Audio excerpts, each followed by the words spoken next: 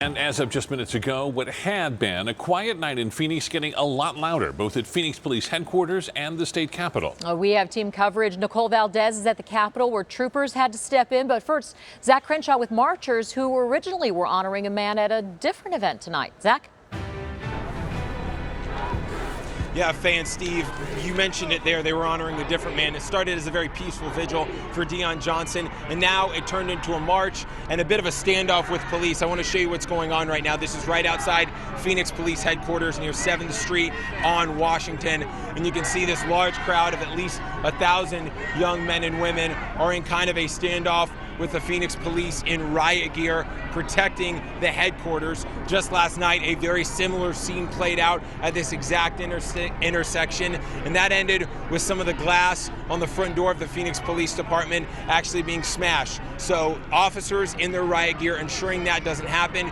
You can see people sitting down with their signs, Justice for Deon and Black Lives Matter. When they first showed up here about 30 minutes ago, there were some very tense moments as they started to go back and forth with the officers standing out here. The riot police really showed up when a few people began shaking the barricades outside the Phoenix Police Department. Then there were some warning shots from these non-lethal shotguns fired. We saw them used last night, these flashbang guns, and they were employed again tonight. And then officers also have pepper bullets that they could fire. They have not fired any yet. So far, it has been a lot of yelling back and forth and relatively peaceful. And this has been a very peaceful evening, and it started as a vigil for 28-year-old Deon Johnson, a young African-American man who on Monday was awoken. He was sleeping in his car on the interstate and was woken up by a DPS trooper. Police say a struggle ensued.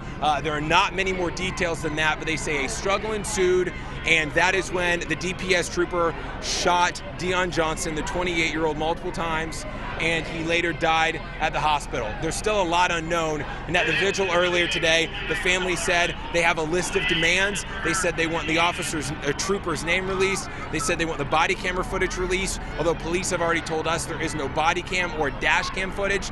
They also say they want the trooper prosecuted and fired. I spoke with Deon's mom and brother. Here's what they had to say at that peaceful vigil earlier tonight.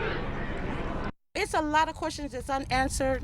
It's a lot of things that I want to know that happened to my son in his last minutes of his life. And it's hard, but I want him, the officer, to be fired.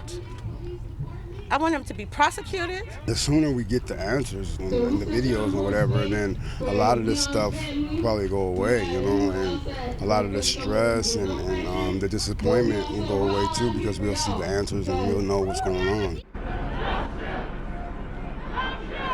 And if you've been following the news, you know this was bubbling up. I mean, Deon Johnson here in Phoenix is just the latest story that has galvanized the country as far as race relations and police relations. Obviously, there was a situation of George Floyd in Minneapolis. The officer was arrested today, and there was some question of whether or not that would quell the protests that have been happening nationwide. But they're back out here today, men and women, chanting Black Lives Matter, chanting No Justice, No Peace, and chanting Justice for Deon, the young African-American man who died at the hands of a DPS trooper. And this is the scene right now. You can see the group has started to inch closer to this barricade. Phoenix police looking very stoic right now. We have not heard any warning shots fired, none of those pepper bullets that we saw yesterday, but the chopper overhead shining a light.